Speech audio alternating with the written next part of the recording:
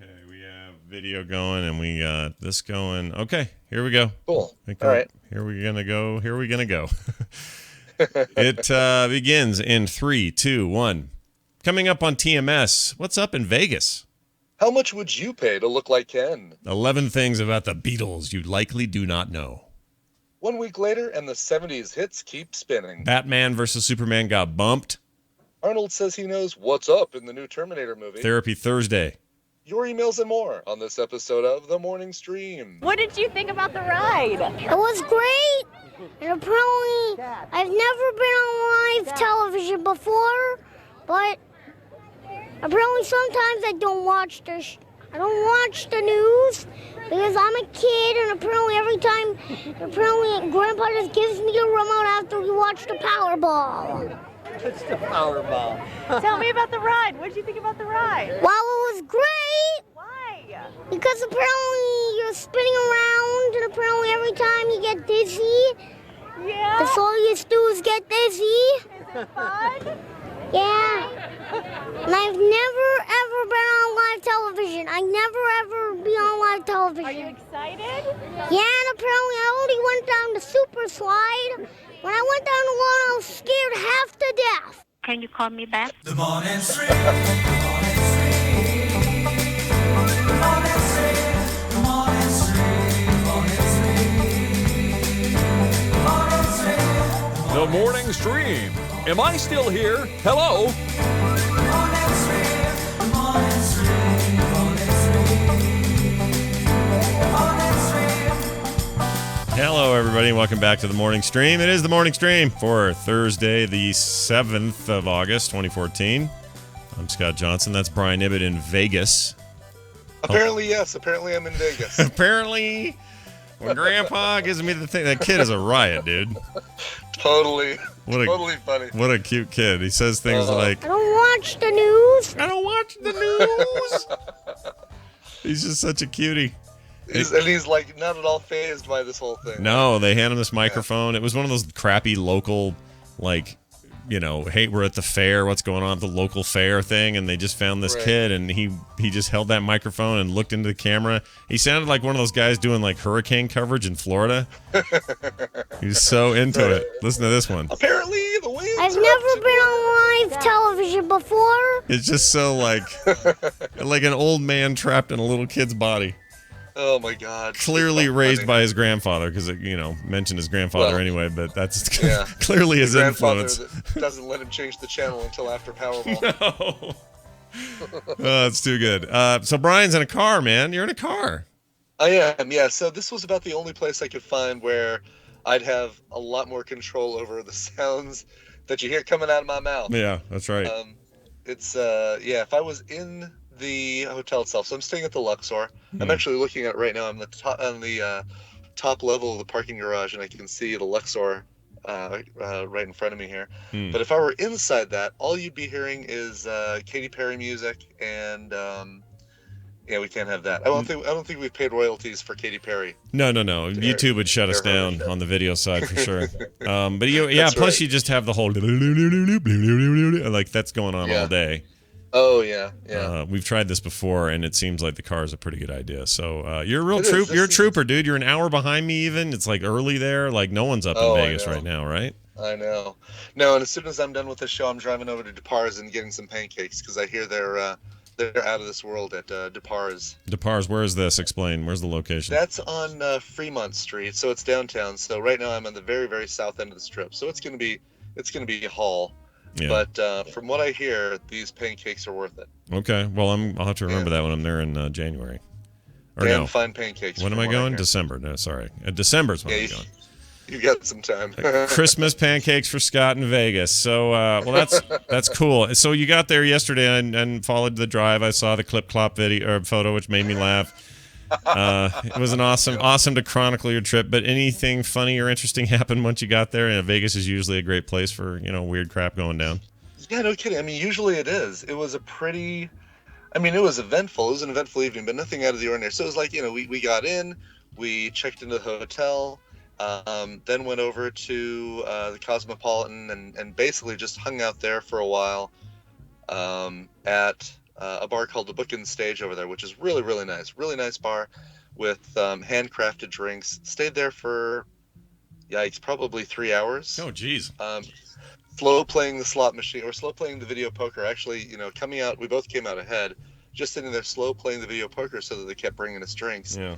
And we were chatting up with a woman who, all right, admittedly, when we first saw her and the way she was dressed and the way she looked, platinum blonde hair, makeup, well put together, sitting in a hotel in a city where she actually lives. Yeah.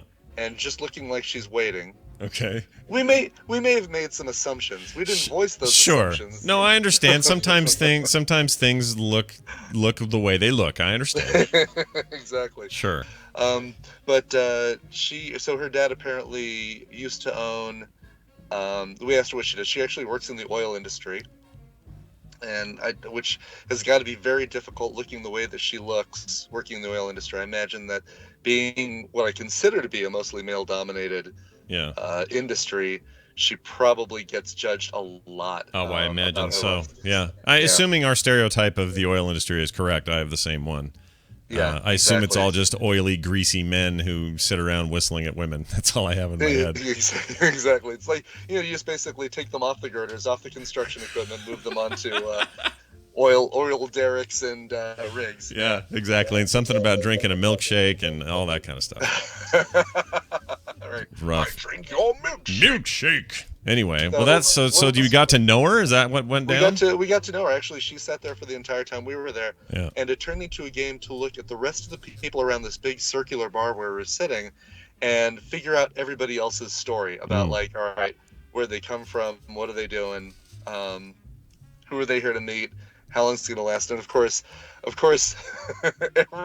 every story, every woman that's sitting there has to be an escort. Sure. And every old man there has to be creepy and and trying to pick up an escort. So basically, those were the stories of everybody who came to the bar. Yeah. Well, and so did any of these people? The thing I like about Vegas usually is you end up with just behaviors that you would normally not see in a civilized place. It sounds like they were all just fine. Everyone just chilling, no big deal. Just chilling. Lots of selfies. Still, you see a lot of selfies. I mean, I guess all right. I shouldn't talk because I did post a couple on Twitter. Yeah, they were good though. They were solid. The man knows how to take a selfie. I'd say, yeah. But yeah, I mean, you'd see, the old skeevy man pick up the escort, and then they'd take a selfie with him, and then they'd buy a drink, and then the two of them would disappear off, like running off together. But it was clearly they had just met. Yeah. And then they went off and disappeared for a little while. Vegas is weird that way. Yeah. Just the way it is. Yeah. I mean, what do you expect? No. But that's a bill of goods, and you're aware of it. Exactly. And as long as you just assume that it's an old skeevy guy and a prostitute, then, you can't go wrong. Then every story's a winner. No, yeah, and it simplifies everything, really. Vegas makes a lot more sense. He's a police chief, and she's a hooker with a heart of gold. Exactly. Oh, I love those stories. They always turn out great. So that's great. I'm excited to hear how the rest of it plays out for you as you're there all weekend. Yeah. You actually drive back Monday, right? Monday, yeah. So we don't know what we're doing. We've got plenty of time here, which means I'm sure plenty of stories. Saw Same Sex Mary last night. Saw them perform at the Griffin, and they are as excellent as ever. Yeah, as you would expect. James and Svet knocking it out. That's what they do. Yep, exactly. And good venue. Well, pretty good venue. Mm-hmm. The Griffin has it's changed in the years that I've known James and Svet. The very first place I ever met James and Svet was in that very same room that they were performing at the Griffin so many years ago. And the venue, they've changed that room to the point where there's a lot of echo and a lot of, I guess I won't go into it, but it's gotten worse. Yeah. Who's texting you like crazy? Who is that? Oh, shoot, it's Twitter. Let me see here. I wonder if I can turn all those off, notifications there. Oh, yeah, you definitely can turn those off. Yeah. Nice. That was Daryl again. I was going to wring his neck when we bring him on. Like, what are you doing, man? Come on. I gotta give a quick thanks before I forget out to Jonathan Strickland, listener of the show, friend of the program, friend of the network, who sent me. You remember how he told us about his parents wrote all those Star Trek books? Do you remember that whole conversation? He sent me a stack of those. And they're signed by his parents with great little lines like "Beam us up, Scotty," and "Mr. Scott, full power to the shuttles," or all these like funny Star Trek lines, and signed all these books. And I'm totally gonna read them. It was the nicest little surprise. So I don't know if he's listening, cool. but Jonathan, that was the coolest thing, man. Thank you so much for that. I think I see him in the chat room. Is he in there? Oh, cool. that was so cool. Yeah, such a nice gesture, and my daughter flipped out. She loves this crap, so she's gonna read them back to front or front to back. She reads them back to front. She's from Japan. Hey, look at this. Also, we had a new spoiler show last night. Myself and Justin Robert Young put it up on the feed. We talked about Guardians of the Galaxy, and at length, and I think people will really enjoy it. And there's a couple of people confused about what that show is. This guy, for example, this morning on Twitter said, "Spoiler show. Should I listen to this with my ears covered? I'm confused." No, dude. The point is, it's a total spoiler show where we talk about everything about that movie. If you haven't seen the movie yet, I recommend not listening to it yet. Listen to it when we're done. Yeah, exactly. Yeah, or when you're done, when you've seen it. Anyway, it was a good time. We had a great time, and people should definitely go download that, check it out, and see what they think. More info at frogpants.com. All right, let's bring Daryl in. Let's bring Texter Jr. in. Yeah, here. at least this will keep his fingers off the texting. Right? App. Jeez. Yeah. So let's do that real quick. Daryl, here he is. So far, this is all working out. This is all fine. Fingers crossed. Yeah, your lag is nothing. It's like no big deal. The LTE's holding up. Is it hot in that car? That's the only worry I have. Is that you're hot? I've actually got the car running. The Kia Soul is nice and quiet. So I've actually got the car running, AC on a very low setting, so it's keeping me cool. You think the hobo trapped under your car is okay with it running? You think he's better off there with it running, or no? Well, he's in the shade. I mean, That's right. Can't really complain about that. Right. Go, beggars can't be choosers, dude. Yeah, exactly. I understand.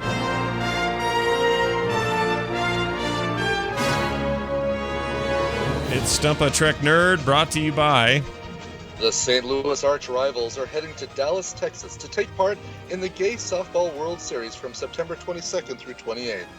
And we are looking to raise money to help offset the cost of new jerseys. Please visit GoFundMe.com/Dallas or Bust. Donations of $50 or more will get you an official St. Louis Arch Rivals t-shirt. The Gay Softball World Series. Check that out. Yes. Who knew that was a thing? I had no idea, but go St. Louis Arch Rivals. That's right. Good job, guys. Sounds like they're buying New Jersey, too. I know, right? They've got Go to grand... Dallas and buy New Jersey. They got grand plans over there. On the line with us is Daryl Skills. He is here to do Trek trivia. Daryl, good morning. Good morning. How are you? I'm good. I'm having lots of fun just buzzing people's phones and torturing them. Yeah, I can tell. Yeah, I noticed that. It's like a little evil child over there pushing these buttons. It's pretty fun to watch. I know when to stop poking the cobra with the stick. Before Brian strikes. Well, good. Well, this will be fun because we're doing this audio thing again, and it's our last one. Well, maybe he's going to do more. I don't know. How do you feel about these questions that are like, here's a clip. What episode is it from? Like an occasional thing or an all-the-time thing? What do you think? Oh, Well, as long as he wants to do them, I'm good with them. I think they're fun. Maybe they are injected, maybe a couple per week, like 2 normals and two recorded or something. Yeah, it's definitely a good change of pace to have those. I agree. Cool. I completely agree. Yeah. Now, Brian, you don't have any food with you, right? I have a bag of David sunflower seeds, but that probably wouldn't do much for us. Yeah, so I'm going to say we're going to hold off until Monday to do more food testing. Tuesday, sorry. And everybody who sent stuff in, just know that we got you covered. We'll get to your food. Don't worry. We'll consume what thou hast sent us. Daryl, let's get to your question. What is this sound clip from? Is the question? That's all it is this week. You didn't add any other extra hoo-ha. It just says, not even a homie in there. It just says that. So here's your clip. Listen carefully, and then let's see how we do. Here we go. Fascinating. This atmosphere is remarkably similar to your 20th century. Moderately industrialized pollution, containing substantial amounts of carbon monoxide, and partially consumed hydrocarbons. The word was smog. Yes, I believe that was the term. I had no idea you were that much of a historian, Doctor. I am not, Mr. Spock. I was simply trying to stop you from giving us a whole lecture on the subject. Isn't smog? It's not. Oh, fog is what I'm thinking of. Yeah, fog would still be with us, right? They'd still have some fog. Yeah, so smog. I have an idea what this probably is, and you probably do too. If I do, you surely know. Well, I have a list of 3 or 4 of them. Well, here are your options. You have 4 to choose from. Is it A, bread and circuses, B, patterns of force, C, a piece of the action, or D, the city on the edge of tomorrow? You mean the city on the edge of forever? Or forever. Did I say tomorrow? Whoops. Yeah. Crap. Emily Blunt on the mind. I think those are pretty much all of the Let's Go Back to Earth period stuff episodes, or at least that's a lot of them. So maybe it's more tricky than I think. But those are your options. While you consider them, why don't you tell us who's having a birthday in Star Trek land and why? Well, because he was born, and that would be Kirk Lofton. He's 36 today. Kirk Lofton. Yes, he played Jake Sisko on Deep Space Nine. Ah, Jake Sisko. What's he up to these days? Do we know?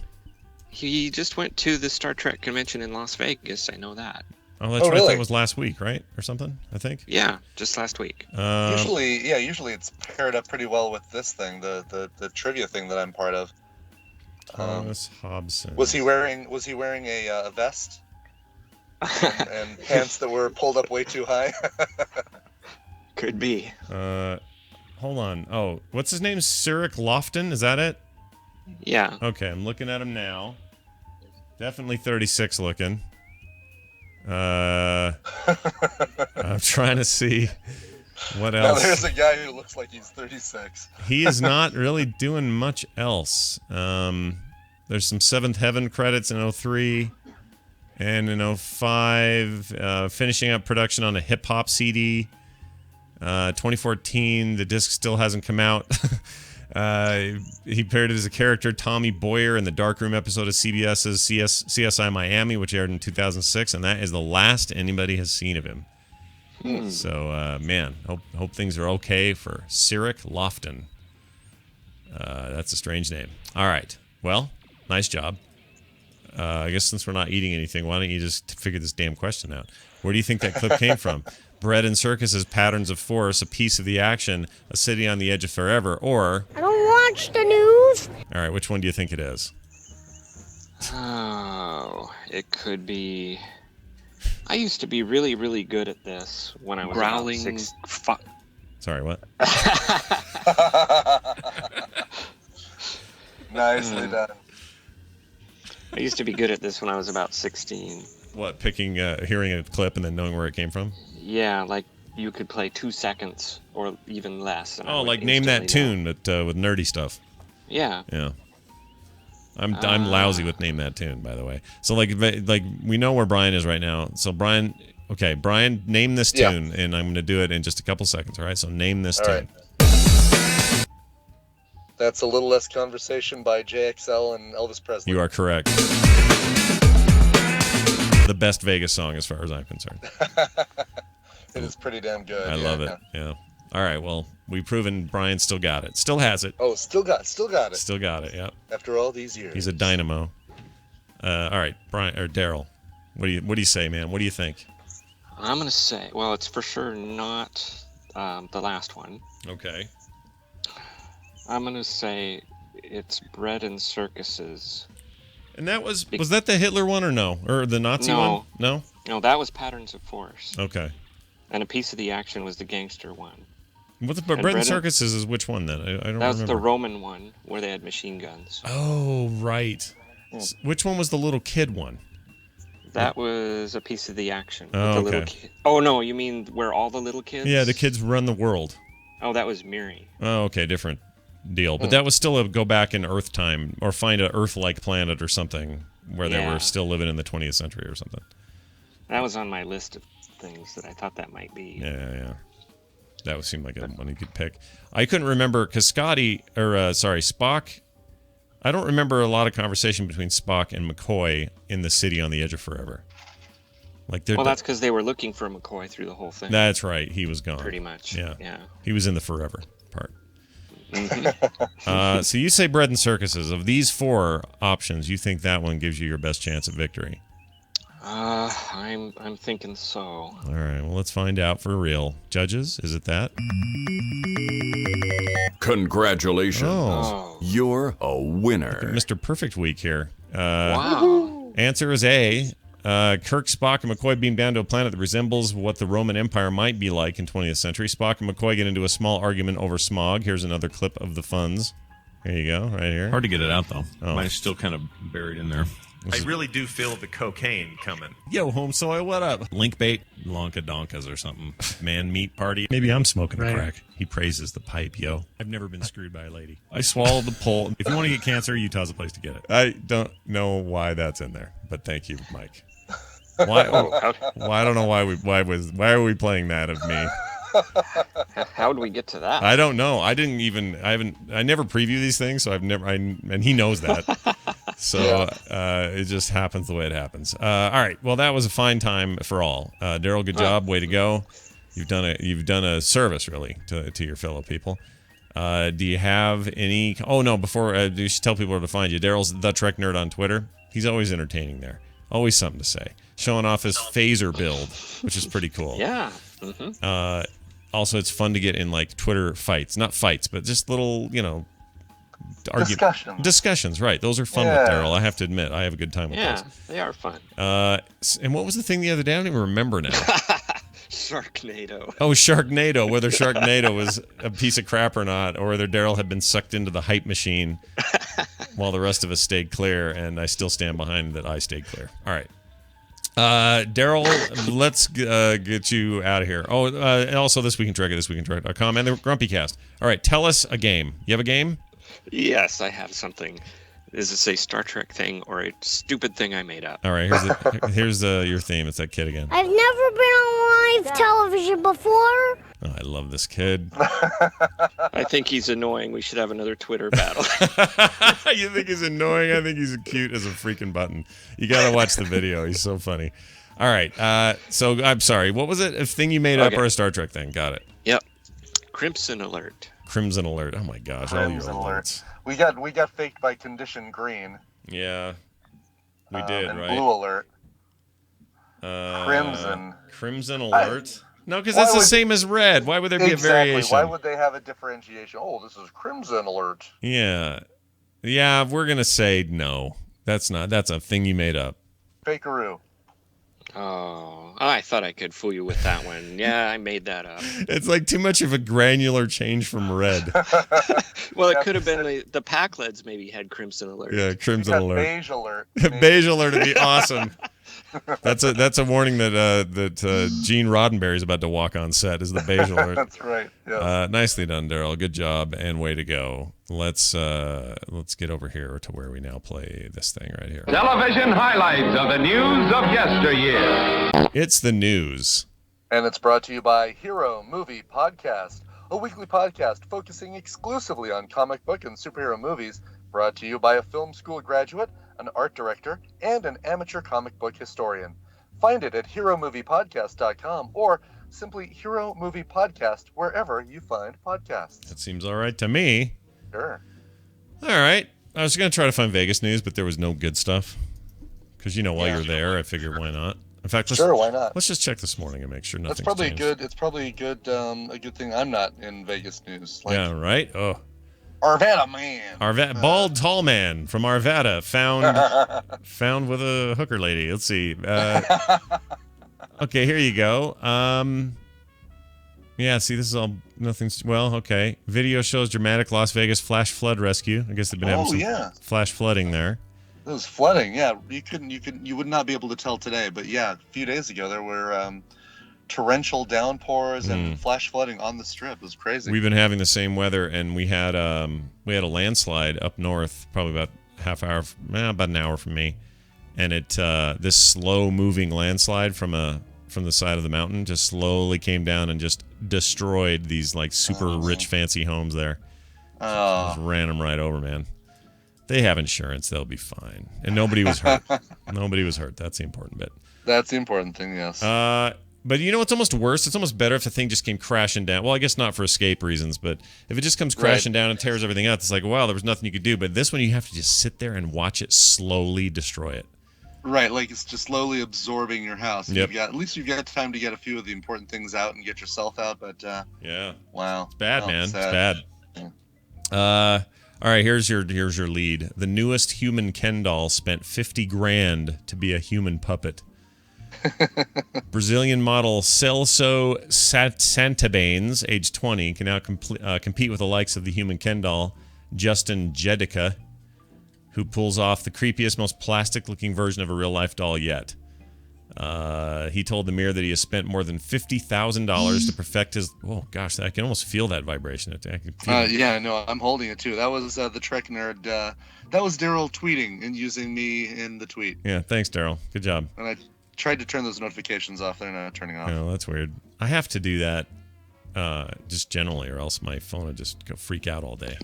Do you? Yeah. Yeah, I'm sure. Yeah, you get mentioned all the time. Undergoing 4 surgeries on his nose, chin, chest, and jaw. Got the work done so he might look more like Barbie's perfect manicured boyfriend. I wonder if he got rid of his wiener, like Ken has no wiener. just a nub.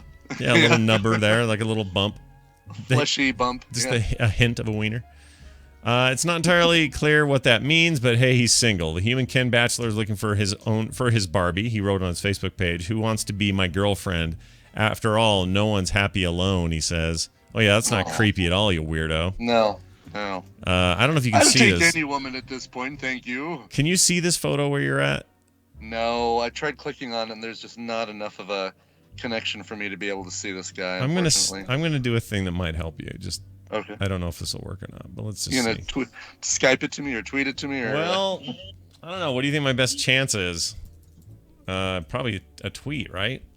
Right. So let's do this. Let's see what happens. All right. Coverville. Okay. All right. And we'll stick it in here. Okay. All right. That should be there. Right there. Yeah, that's you right there. Yeah. Look at that guy. Clicking it. Let's see. Oh, it will not open while. It will not open while Skype is open. It's funny. It's like I can't even. If I go to the settings on my phone, I can't even navigate around there without it going back to Skype to say no, you're in a call. Weird. Don't mess around with the notification center. Yeah. Who knows? What the heck, man? Skype just continually bringing us trouble. Trouble. Yes. Trouble. All right. Well, let's close this here. Oh, hold on. I got it. Oh, you did? Oh my God, that guy does not look human. No, he doesn't. It's frightening. I don't like it one bit. No. We'll put it in. I guess we could link this in the chat room, guys. Here you go. You have a look for yourselves there. Oh gosh, that. Sorry, I just sent them the entire article in text. Sorry, I didn't mean to spam everybody. Oops. Let's see here. 11 things you probably didn't know about the Beatles, Brian. Okay. Even if you're a super fan, you like them. Right? You're a fan. You like Beatles. I love the Beatles. Yeah, of course. All right. Well, I'm gonna. If I crane my neck, I can see their rap over at the Mirage. Well, no, I can't. Not from here. The Beatles concerts were said to be smelly, and the reason they were is they smelled heavily of urine, and they say it's because it was overexcited girls who would pee. No way. That's what this says.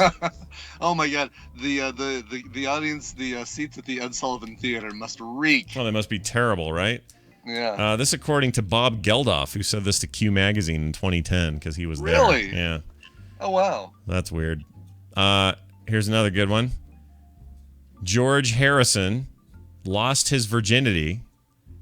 This is, you know him. He's the Got My Mind Set on You. You know him. He's the quiet Beatle. Yeah, the Beatle that didn't say much, but then made the worst single of all time. That one.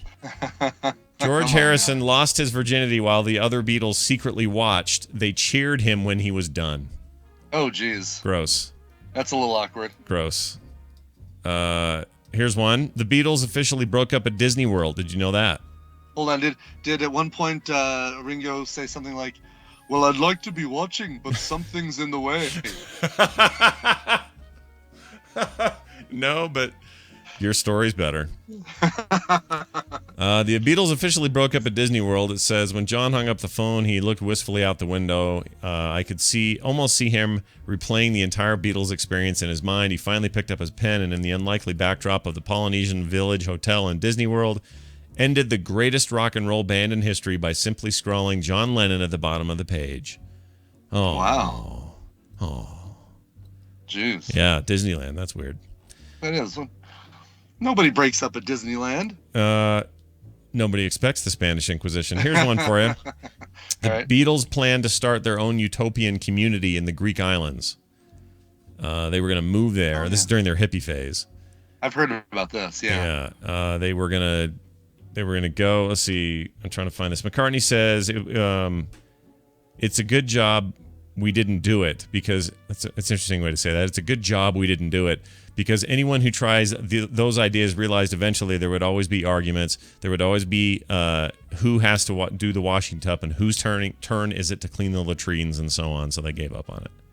Wow. I think that just comes down to, dude, we're the biggest band in history. We have all the money we need. What are we doing here? Right. We don't need what do we need an island for? Yeah. What kind of LSD were we smoking that day?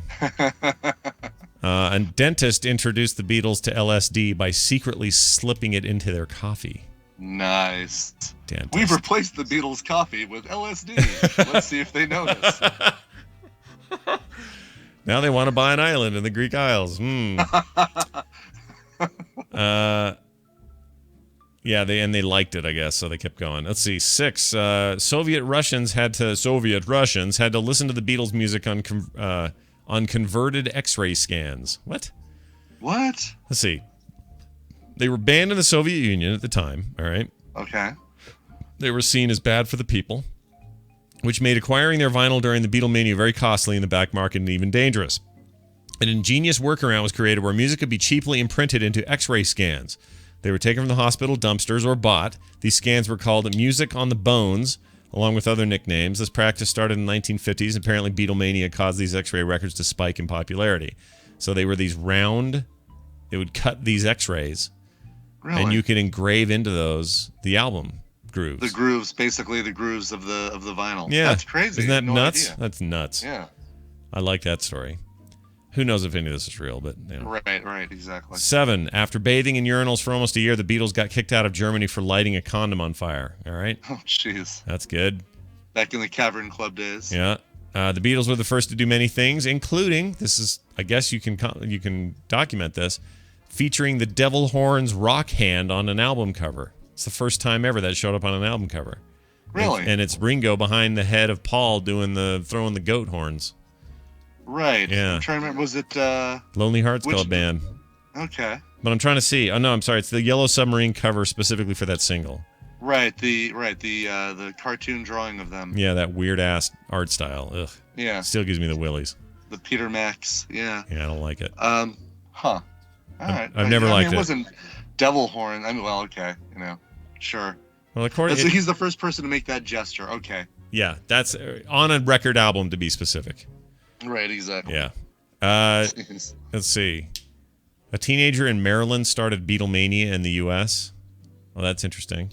Marsha Albert, after seeing a news segment about the band, she called the local radio station and said, "Why can't we have music like that here in America?" The DJ tracked down a copy of I Want to Hold Your Hand. The station played the record, causing demand to skyrocket, and other stations that play the music as well. Worth noting, a DJ named Dick Biondi, attempted to make the Beatles happen by playing them on stations in Chicago and L.A., but the songs didn't take off in either city. Perhaps that's in part because Biondi spelled the band Beattles. Who knows? Yeah.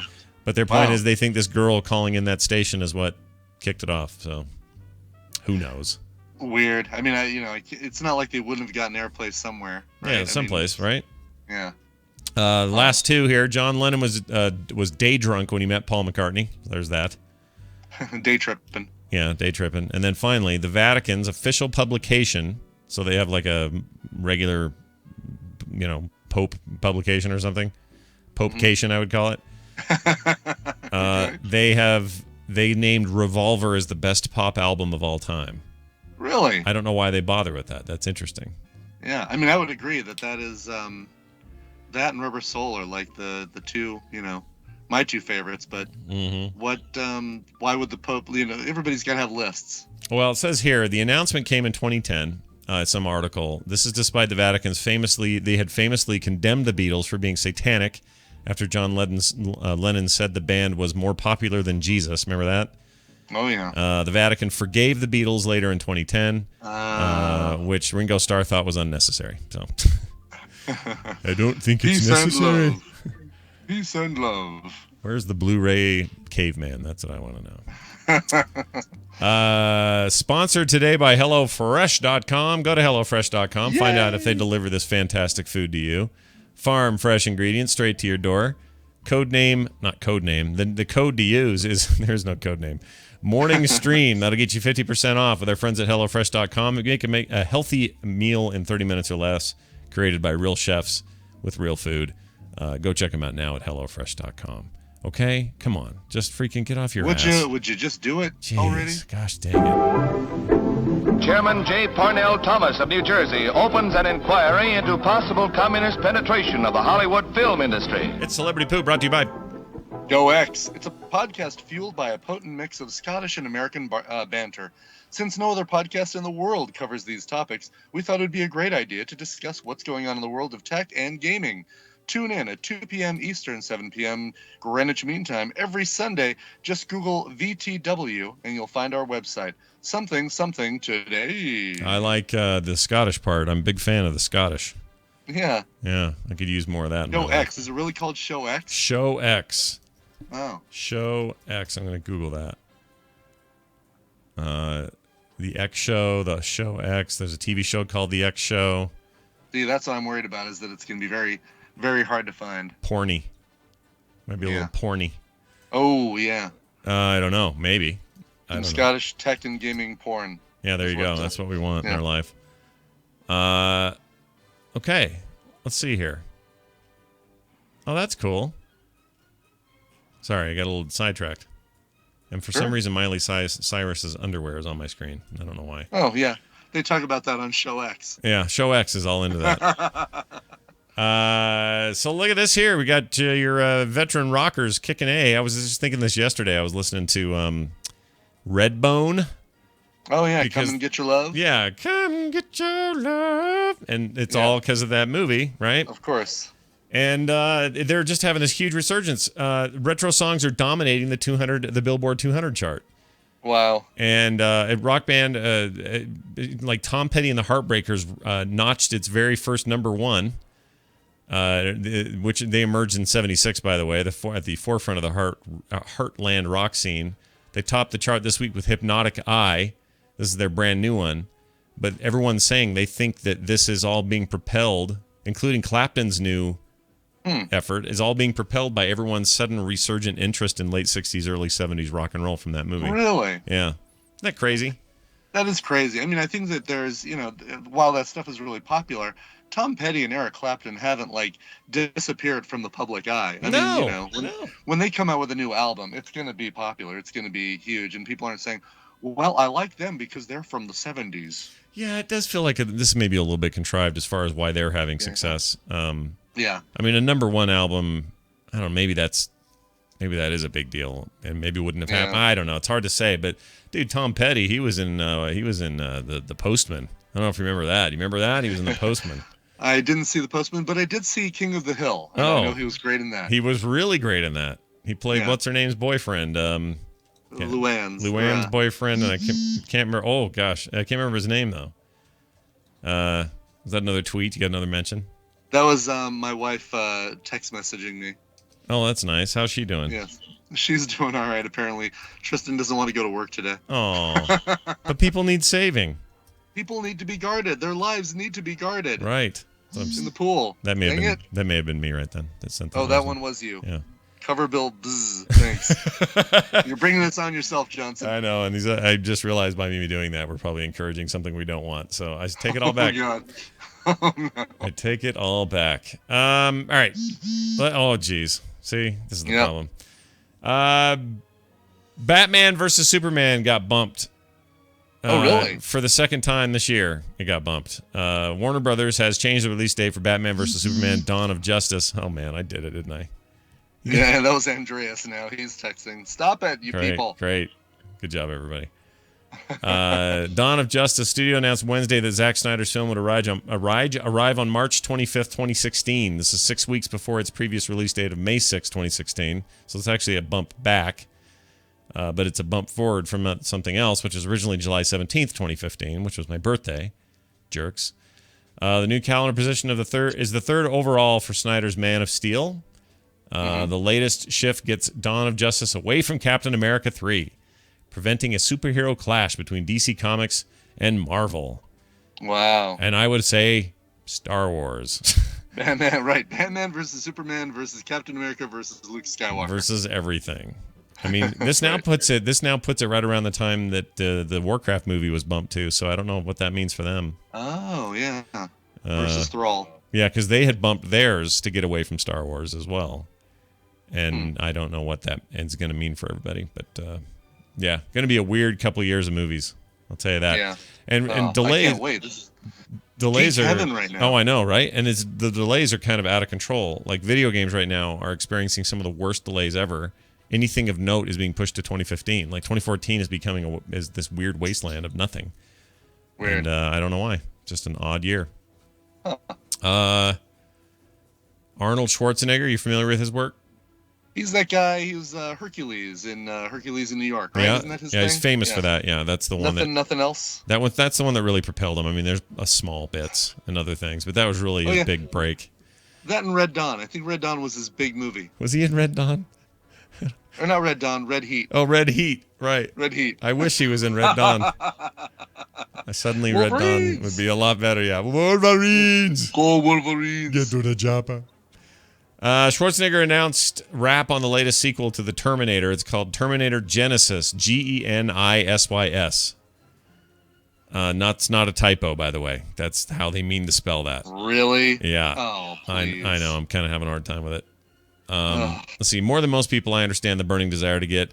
This is the article speaking at HitFix. Yeah. More great Terminator film out of the weirdest, most haphazardly run mega franchise in modern film. After all, the 84 film remains one of the greatest indie action films ever made.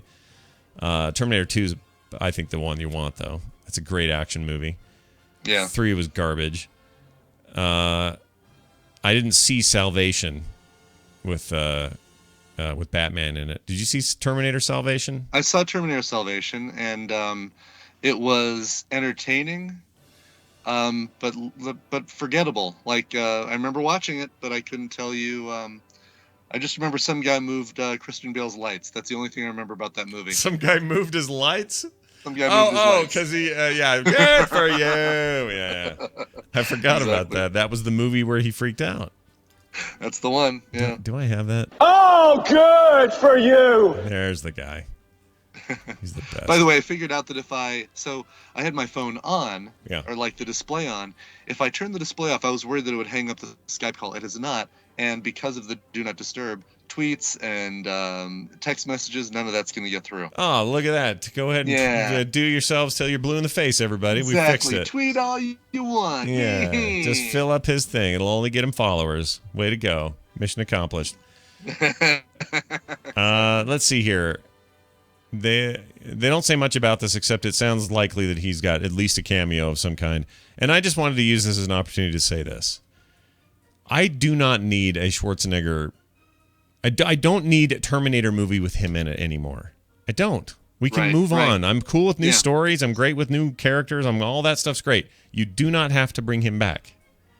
Why do you keep doing that? As a matter of fact, I think it hurts the movie if you bring him back, because there was a time and place for Arnold Schwarzenegger in Terminator, and pulling him back into that franchise is really just going to, I don't know, not really cheapen it, but it's going to take you right out of the movie. It's like, oh, yeah, there's Arnold Schwarzenegger. Mm-hmm. And any immersement you had in the film, gone. Yeah, it's the most worst kind of stunt casting ever when you just keep that hanging on for as long as you keep it on. And we can have nice things without him in it. It's okay, everybody.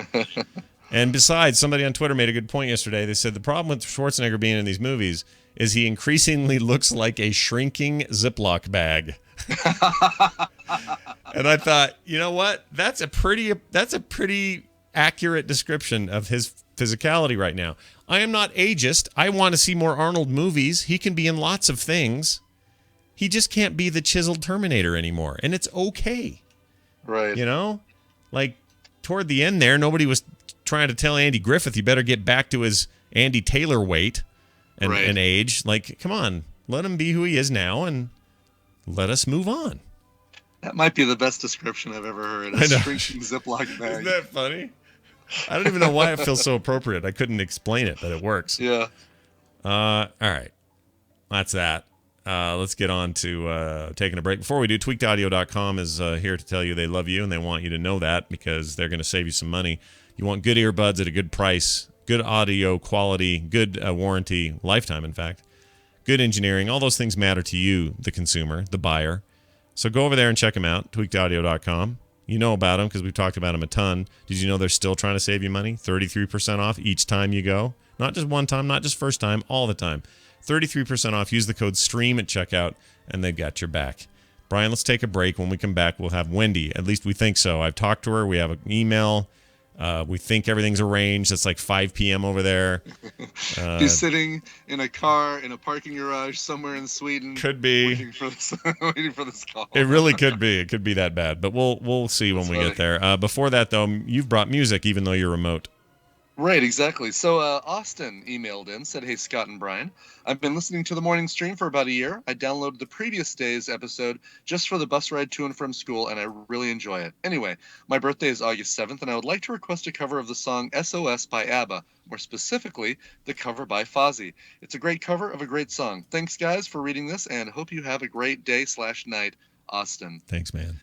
Yeah, happy birthday, Austin, and happy to play this cover for you. So, as you mentioned, it is Fozzy, and it's a cover of ABBA's SOS. Scott, what album does that come from? ABBA's, it's called Dancing Queen 3000. There you go. Nailed it. Perfect. Just Well done. kidding. It's actually from Fozzy. Or no, Do You Want to Start a War is the album. Oh, really? Okay. Yeah. Huh. I think. Let me make sure. Yeah, it says here, Fozzy, SOS, Do You Want to Start a War, it says. Okay. All right. Is that right? You want to build a snowman. Yeah. No, Do you want to start I believe a you. war? That sounds right. Great. Excellent. So we should play it. Here it is. When we come back, we got Wendy, I hope. We hope, man. Just cross your fingers. We'll be back in a sec. Everybody hang tight. We'll be right back.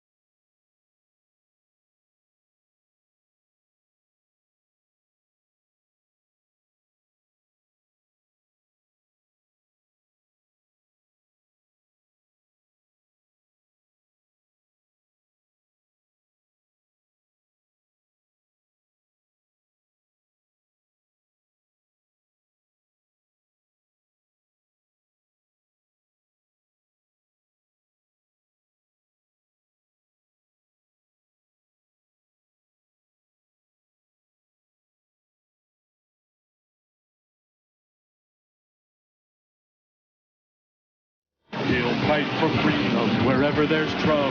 G.I. Joe is there. G.I. Joe! It's Major Blood in the Cobra Copter. They're after Gung Ho. Get the G.I. Joe Dragonfly Copter. Wild Bill to the rescue. Major Blood, look.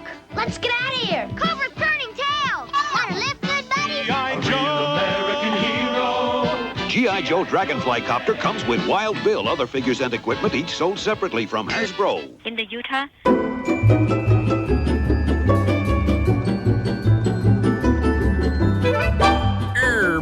Good. This is the morning stream.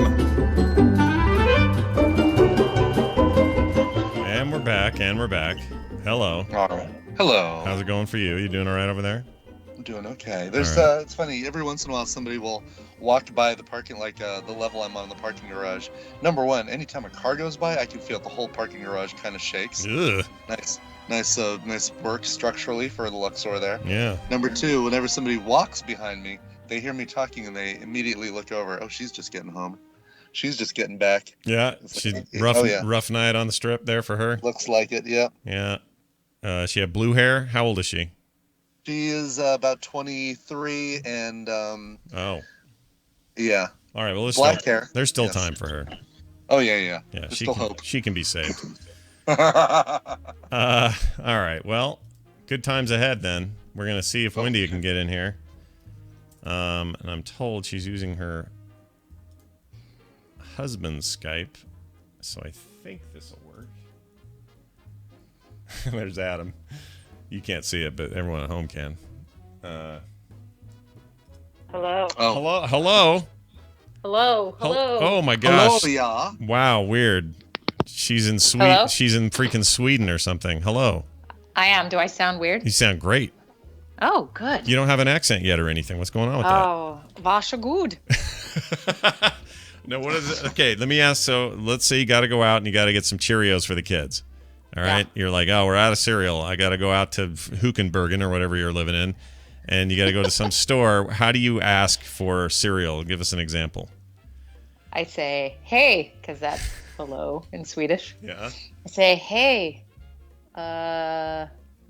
inte svenska väl, which means not my Swedish is not good.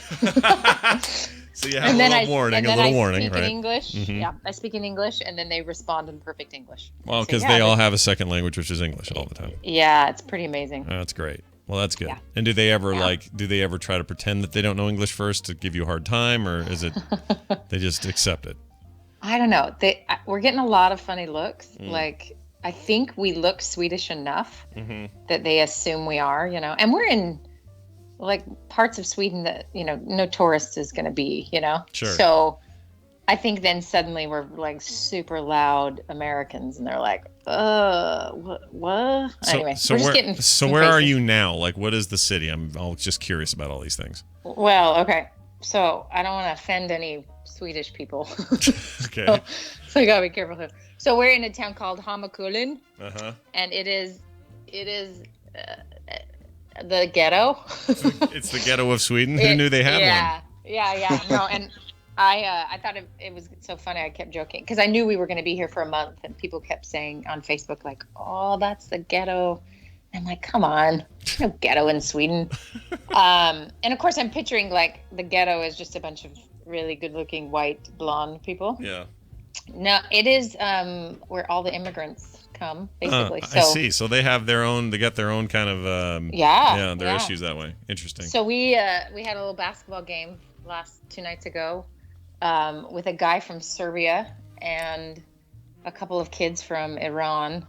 Well, those Serbians love basketball. So. Oh, loves it. Yeah. And he asked us where, in his terrible English, where we were from, and we said Utah, and he's like, Utah Jazz. And oh, that's awesome. Super into it. And what was funny is, so Swedish would be our common language, so we could not communicate. It was so funny. Oh my gosh. But the love of basketball is universal, so that's good. And you're there how long? How long are you in the slums of? We're only here for a month. Oh my gosh. Only. Oh my god. That sounds like a lot.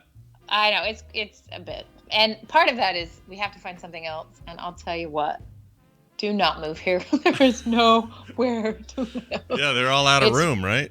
Oh, they're all out of room. So, a rental will come up and 20 people go and see it. And, anyway. So we have, one we went to go look at, and the guy calls us as we're driving to it. He's like, sorry, we just signed a contract with someone else. So that's really kind of the norm. That's kind of the common thing. And they're not going to give you a shot. If somebody else makes an offer, they're just going to take it.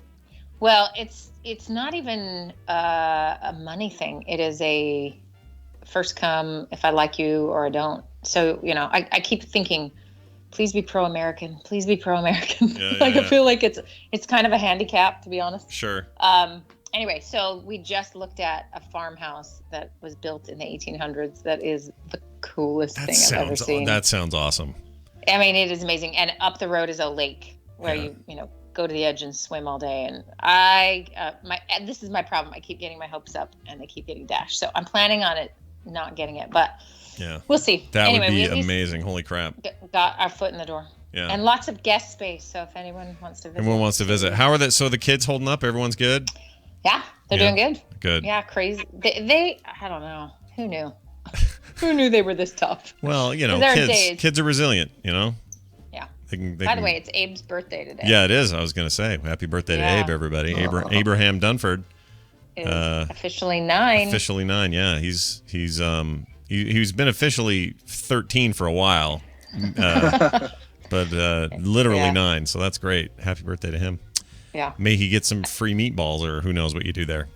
Yeah. Well, in our neck of the woods, you get some really funky pizza and a weird ice cream cake. Hold on, a funky pizza. Explain what funky pizza is. Think of the weirdest things you would put on a pizza, and that's what people put on pizzas around here. Just funky meats. Egg. Egg does not belong on a pizza. I agree. Like weird fish and things like that? Yeah, shrimp and weird cheeses and salami that tastes like I've never. Brian, it's like that movie. It's like that Rotten Tomatoes movie. Killer Tomatoes. The Killer Tomatoes. They had this pizza place that couldn't use tomato sauce, so they used everything else. It reminds me of that a little bit. Well, I'm glad you made it and things are okay and that you guys are good. And, we've, of course, the family's been following via other means, but the show, the fans of the show have not heard. They've been all listening to the therapy show, and it sounds like you're here still. So, do I sound rested and normal? You kind of do now. You don't sound jet lagged or anything, and that's good, I guess. Yeah, it's better. What's weird, and this is going to sound so stupid for anyone who knows more than one language, maybe, but I can't seem to form full sentences in English anymore. Like I'm struggling to remember words, and it's not like I speak Swedish, people. It isn't like it's hard because I have another language. It's just I can't explain it. Like I can't quite speak normally. Having another language around you, maybe another language around you is just creating a dissonance there or something. Yeah, and I gotta take a picture and send you this. What was it? Fart. Fart is in so many signs on the side of the road. I can't even tell you. So it is a 9-year-old boy's dream everywhere. And there was one, fart lager or something. Anyway, I got to get a picture of it. And the image on the thing is really funny too. Yeah. So you're constantly pretending you're Swedish and reading all these words, and it's somehow messing with me. And you're in fart land. A lot of fart jokes. That's great. That's what you want. It's good. Well, we're gonna soldier on as if nothing was ever any different. It's as if you're still here in Salt Lake City. It's still 9 a.m. for you, and you're gonna tell us about how to help this dude. So I'm gonna read an email. We got an email to read, and first of all, just real quick, thanks everybody out there for all your amazing comments about the therapy show. We really enjoy making those episodes. Some of which will be made. Some of the latter part of the season will be made from Sweden. Well, at least her. But we've got lots of just amazing feedback so far, and people are really digging it. So thanks for all of that. We appreciate it. Cool. Here is today's question. Comes from Miles, and it goes like this. Dear Wendy, Brian, and Scott, I suffer from a problem that has affected me for the last several years, and with no end in sight, I thought I would seek the help of experts as well as Scott. Ah, ha, ha. Get it. The issue I suffer from is what I call awkward anxiety. It is now to the point of near panic attack levels. The caveat with this is this. It is only when I witness awkward situations, usually in movies or television shows, or on shows like The Office or even 21 Jump Street movie scene will take place that is so socially awkward to me, it causes me to feel like there is a heavy weight on my chest and I am suffocating. I kind of can relate to this with one TV show from like 2004. We may get to that here in a minute. One? Yeah. Well, Lost, back in the early days of Lost, that show used to do this to me. I used to just feel very, very really? uncomfortable. Wow. I used to have to get up and walk around and like not be in the room for a while. It was weird. It's the only show I can think of that ever does this. I can watch a horror movie with like some slasher flick, no problem. But something about Lost put me in a place. Anyway, when this takes place, I always find a reason to excuse myself from the room. Usually I get food or something to drink just so I can get away from it. What makes this even more of a struggle is I have no problem with any of this in my day-to-day life. I am a director and of a dietary department of a hospital and frequently give trainings and PowerPoint discussions to large groups. So he's not like he's afraid of, a bunch of people being in the room. Yeah. It's not your basic fear of... No. It's public weird. speaking For all these intents days. and purposes, I am an extrovert, but an extrovert who can't handle other people's awkwardness. Even repeating the MST3K motto does not help. Quote, it's just a show. I should really just relax. Unquote. Is there a way to overcome this, or should I give up on enjoying these kinds of shows? P.S. Even Scott's stories have been known to elicit this response from me from time to time. So if I tell the poo bag story or some awkward thing that happened on the track, like yesterday with the guy's noodle out, that'll get this guy going. Yeah, some guy jogged past me with his wiener out. Well, it was more of his scrotum, if you want to get specific. Okay. Anyway, point is this, Wendy. If you want to put a fine point on it. Yeah, if you want to get that specific. So this sounds like a thing that Johnsons do sometimes, with real social situations. Like if you're at a restaurant and mom's being weird or whatever, we have this tendency to like want to cover that up real quick or talk over it or fix it or something. I don't think this is quite the same as that, but what is this that elicits this in entertainment forms but not in his normal everyday life? Yeah, when I first read this, and before I got to the last paragraph, I thought, oh, how can he listen to Scott's stuff? Right. Because you have a lot of awkward moments. Oh, always. That half the entertainment of the share. first half hour of the show is all about some weird thing I ran into and had an experience with, running over birds or whatever. So I think one of the answers why this guy has it, if he had said he was an introvert and he had this problem, I would have been really surprised. But an extrovert, at least a self-proclaimed extrovert, someone who really relates well to people, gets energies when they're at a party rather than having it suck their energy, that type of personality where they're socially capable and probably socially successful. I mean, you don't become a director of a department for no reason, right? Yeah. Means he can observe another person, pick up on their cues, the feelings, the facial expressions. He has all of those skills. Was that an English word? Skills? Skills. Yeah. What? It is an English word. I guess Skills. it's Daryl's last name, but yeah. Do I sound weird? I feel like I sound weird. No, Anyway. but that is, you know what? I really want to chronicle this. Somebody's going to help me with this. We're going to take samples of what you say today, and then slowly over time, we're going to keep accumulating them and see if your voice changes over time. Right. I think it will. The sweetification of Wendy. Yeah, that's right. And then I'll be blonde. It'll be awesome. Yeah. Anyway, but I think what's really happening is that he hyper perceives situations. It's like a normal power in his regular life, and it tends to get sort of hijacked with entertainment. Probably because whoever created that program and wanted it to be awkward. Like, I'm trying to think of, I think it's The Office. If this guy's watched the British version, it would have killed him. I mean, It is so awkward. Mm-hmm. It takes, and why that humor works is that it takes the social norms we're all following in an interaction and then putting a whole lot of time between breaks and saying the worst thing ever and sort of smiling. I mean, you think of all the ways that Ricky Gervais, creates that feeling, creates that tension. Yeah. For somebody who's very in tune to all of that, if that were a real life scenario, that guy would be dying. Yeah. I would be dying. We all would. Especially the British it's- office. Forget the American one. The freaking British one is the moments of awkwardity. Oh, dude. Yeah, it's amazing. So he really is normal. So what's happening, though, is that it sounds like he's created a panic attack. And let me explain how you create a panic attack. around something that all of us experience to some degree or another, right? So it's like his superpower has gone haywire, right? So I can do this with people, and I can lead a department, and I can talk in a meeting, and I can see that person's bored, so I'm going to change my voice, or whatever. All that stuff he does in his regular life to be successful. When he comes to a show, and that's the weird thing, and I've had this experience too. I'm sitting there, I know I'm the only one in the room. It's not like it's a real socially awkward situation, but it might as well be, right? Like, it is so strange how, and really what it is that our brain doesn't know the difference. It feels the awkwardness. Yeah. Mm-hmm. And you can tell it, hey, it's just a show. What are you doing? Sure. Or you're by yourself. Why are you that voice in your head, that sort of the reality check that this doesn't matter. You're still experiencing all of those sort of feelings. Well, the fact that he has pressure on his chest.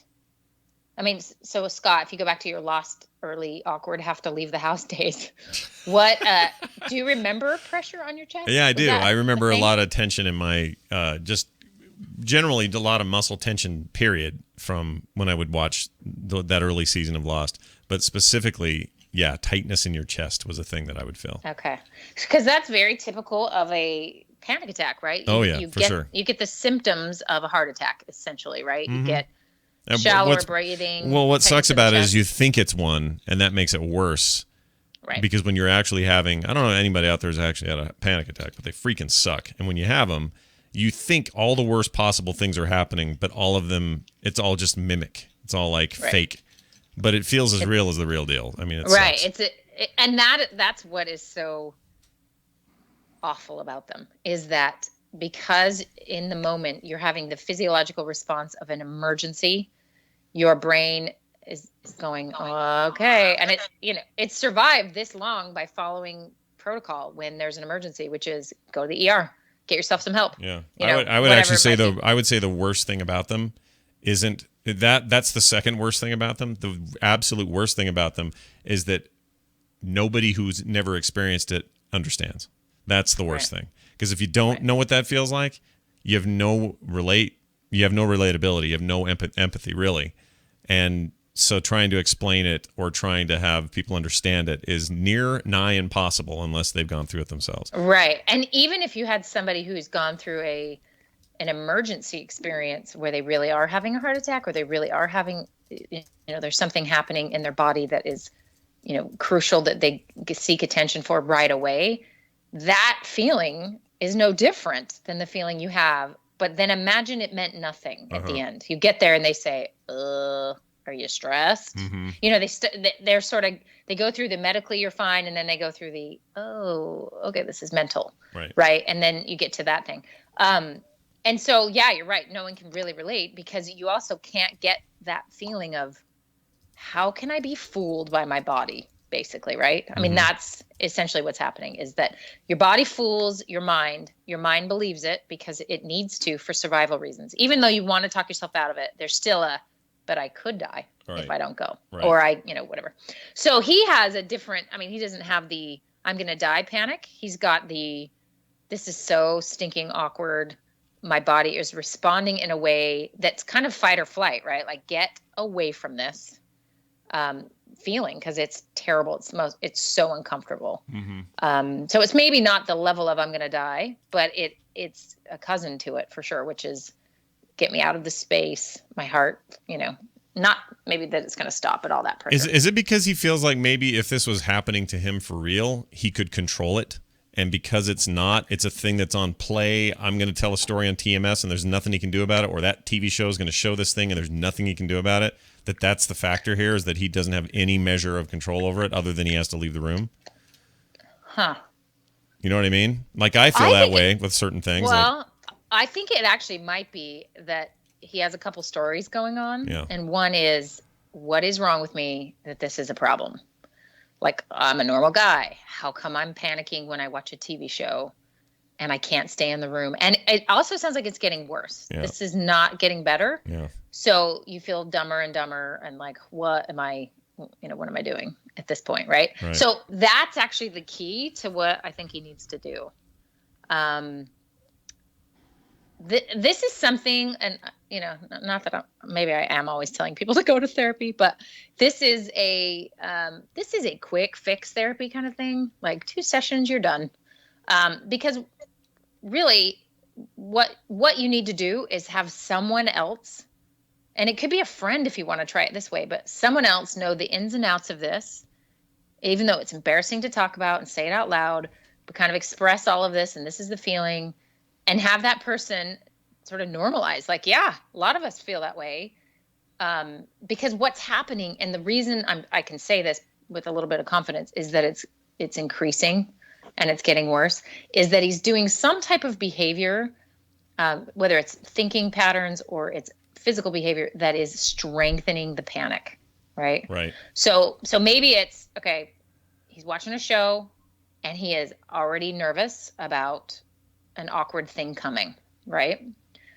Or he's checked it beforehand to see what's in it to make sure it's not going to be awkward, or whatever it might be. But he's doing lots of behavior to prep himself to panic. Yeah. And how we do that is we tell a story and we gear up. We're all ready to not be the guy that's panicking about an awkward office episode or whatever.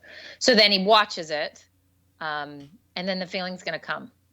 So he's actually inadvertently making this worse by creating stories around it, prepping for it, leaving the room when it's awkward. That's another thing. So he really needs somebody to walk through all the steps that he takes, physically, all of his actions, also all the thinking that he uses. And then break it down somewhere, intervene somewhere, and probably, self-training and relaxation in the moment that he feels the panic is a good start. Because really the key here is you feel a loss of power, right? Yeah. And you said this earlier. He feels a loss of power. So if in the moment that he's feeling this panic and there's weight on his chest, he can gain some power, and the power doesn't always get regained and often is the opposite by just turning it off and walking away. Right. Because you don't have any power over watching an awkward situation. Your only power is to walk away. And that doesn't feel like power when you're panicking, right? So maybe someone could walk him through, what is he doing? And really the insight he might gain from what this is really about just by processing it could be pretty valuable too. Is it possible that you mentioned before how you didn't see any of the imagery of 9/11 the day it happened or after. Yeah. You will hear about a thing and then you will not see any, you'll not necessarily actively avoid it, but if you know something's going to be someplace, you're like, I don't need to see that. I don't want to see that or whatever. Yeah. Is it possible that he just needs to employ that kind of thinking? Like he knows his triggers now, it seems like. If it's something about awkward things, I mean, he even suggested in his emails, you just need to quit watching these kinds of things. Well, maybe that's it. I know that I have certain triggers for things for me, and it's best for me not to, it's best for me to avoid greasy beef, for example, or I'm going to have problems. So I have to avoid those and not subject myself to those. What's the difference here? It's a different physiology, but isn't it kind of the same principle at play? That's got to be such a hard thing to try to avoid, though. Holy cow. Yeah. That's like, don't be human, dude. Just don't well, yeah, because our stories, humans need stories, right? And all of our stories have these kinds of conflicts, and all of it involves some kind of human interaction that involves some kind of humiliation or confusion or whatever, these things that elicit these feelings in him. So yeah, I mean, it'd be a tall order to avoid all that, but it doesn't sound like in person he's having a panic attack when something's awkward, because there's enough awkwardness in normal life. Sure. That's a sustainable level for him. Like, it's not too bad. It's contrived and orchestrated awkwardness, right? Yeah. That is extreme. And he's right. It is extreme. Maybe the rest of us have just gotten used to it, and he's still responding as if he saw it for the first time. I remember I hadn't seen a movie in the theater for, I can't even tell you how long. I mean, it seemed like so long. And I think it was The Bourne Identity, one of them, that I went to see. And the handheld camera and Jason Bourne. Yeah, the shaky cam. Yeah, and like kicking everyone like right in the face. Right. And like really fast movement. I was literally cowering in my seat.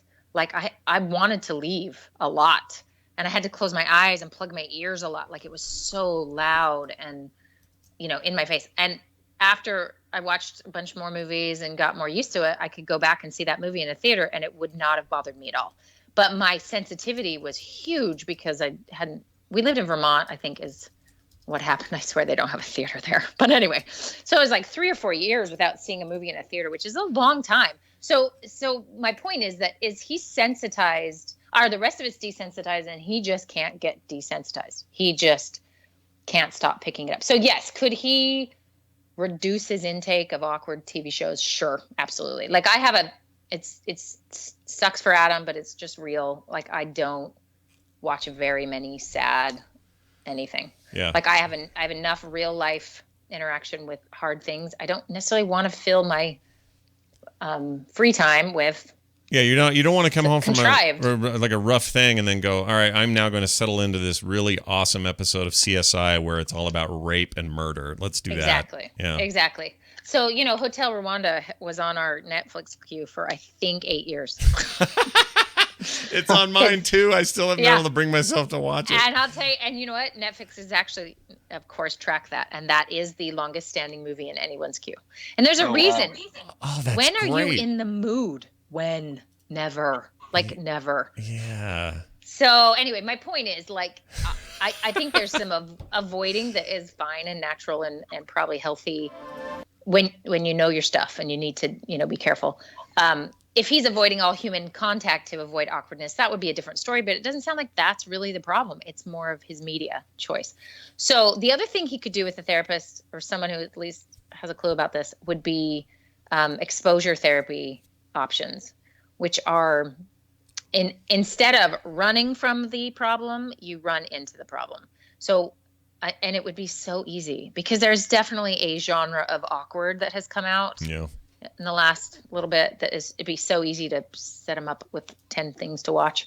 And what he would do, so it works. I'll give you the basic idea with OCD. That tends to be one everyone gets, the hand washing bit. So we'll do that. So if I had you touch a doorknob, so I would have you touch a doorknob, your worst fear, right? It's full of germs. It's going to make you freak out.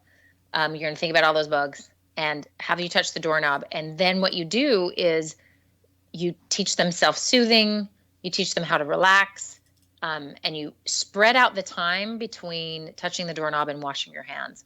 And eventually your brain, so OCD, or in this case, maybe not to the extent of OCD, but there's sort of a glitch switch where when awkward happens, he responds with anxiety, right? Yeah. The rest of us can feel the awkwardness and be like, yeah, let's move out of this situation. Okay, better, but we don't leave with something's wrong with me because I just panicked about something awkward. We don't now carry that around. We have let it go.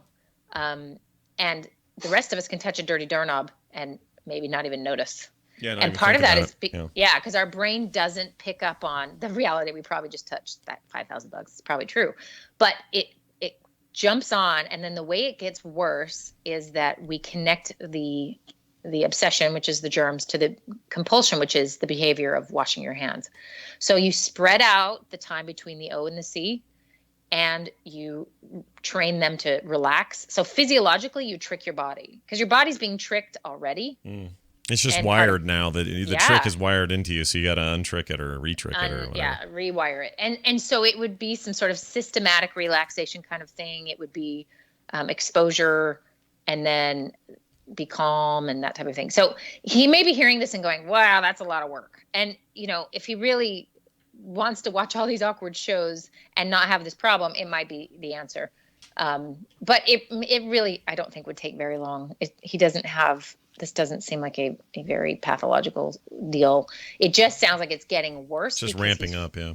He's ramping up because he's feeding it behaviorally, and the storyline he has going on is adding to it. Because so I have a perspective on this that I think is maybe helpful. I don't know, but it sounds what you described and what this seems like is a lot like I deal with now with food, and I'm having to kind of rewire the way I think about food. In his case, it's like, it's not just that a show makes him feel that way. Now he's starting to think about the potential that he may walk into that room and the show may be on and he may feel this way. Like he's obsessing about things that haven't happened yet. The potential, yeah. And I do that with food now. And these things come on because of trauma or whatever the reasons are. In my case, a really nasty, horrible diverticulitis thing that happened in January. And since then, I am downright paranoid about food. And so anybody says, hey, we're going over to the so-and-so's for dinner. Whoa, what are they having? I don't know. We're guests. They don't really give us the menu. Kim's like, we'll say something like that. And I'll be like, oh, boy. And then in my head, I'm thinking, if they're going to have beef, I'm going to have to turn it down. Or if they're going to have all these things I can't do now, I'm going to have to turn this down. I'm going to think about all the awkward moments of why isn't Scott eating anything but the salad we made, and none of it's happened yet. Like, so I understand how it feels to start to wire yourself to be overly, I guess it's the definition of paranoia, I guess. Right. Some level of that or some form of that. So I understand how that is. And it's really a struggle for me to not do that, to not think of it that way, to just let it be whatever it's going to be. And not stress that, it's all pizza, isn't it? or whatever. And just go in not like that. Because then sometimes I can make myself way worse than I would if I ate the food. Right. So right. Well, in his case, don't you? I feel like he's doing the same thing. He's just absolutely. He's predicting and catastrophizing like we talk about all the time about a thing that hasn't happened yet. Well, and it's all for amazing reasons. It's because we're wired to protect ourselves. Right. So you've had a bad experience and you're going to avoid that at all costs. And the problem is the brain in its genius is also stupid, and it will continue to do around a thing that really is kind of ridiculous. So you could go to that meal and turn down food and people would be like, okay. You could say, I'm gluten-free, vegan, crazy person with my food. And they'd be like, okay, because that's a thing, right? But you have made everything leading up to that moment potentially something else. And that is a self-protective plan. I'm going to plan this. I'm going to know what I'm going to do. I'm going to have, I'm not going to go. You could respond in a ton of different behavioral ways. But mainly what the main thing you're doing is the storytelling that leads up to all of that keeps you in a hyper state of preparedness. I am ready. I'm not going to let this happen. I'm going to avoid this. And you do all of those things to protect yourself from having, in your case, a gastrointestinal issue. Mm-hmm. And in his case, feeling like he can't breathe and, his heart's being crushed. And, think of that happening with all of his friends sitting there or, however you can make this story worse. And that is exactly the point in having those moments occur and seeing that you're going to be okay. Yeah. Right. You have to get into the behaving and in his case, probably learning to relax and to manage the physiology so that he knows he has options, right? Because what is planning? That planning, oh no, the neighbors asked us to dinner. What am I going to eat? What am I going to do? You're planning. You're preparing and planning. And there really are legitimate ways to prepare and plan. That's a panicky plan though. Yeah, it's a crazy story plan. It's I heard a noise in the night and it's some dude with a knife, not the cat. Yeah. Right. And so we really do. I think some of us come by this more honestly. It just kind of happens. Here's a perfect example. I'm in the ghetto for real, people. And it just doesn't bother me. Like I don't want to live here. I don't want to have my kids, I don't even know where the school is. It's not like, and there is a lot of trash on the ground.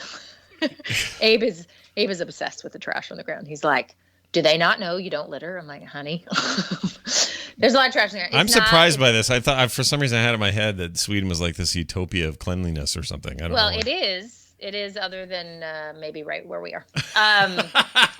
In fact, and I'll give you a perfect example. So I went running the other day, and the guy who was our place is nice. It's just not in a nice building or area, right? Sure, but the actual apartment's nice. And the guy's this cute miniature dude named Fernando. From he's a Peru. He's a miniature dude. Oh, he is tiny. Anyway, he so of course he speaks Spanish and Swedish, and we don't speak either of those. So it's been funny. But he is like, always lock the door, never let anyone in. He's so paranoid. Yeah. Which probably for good reason. I'm kind of a dingbat like this because I tend to just trust people.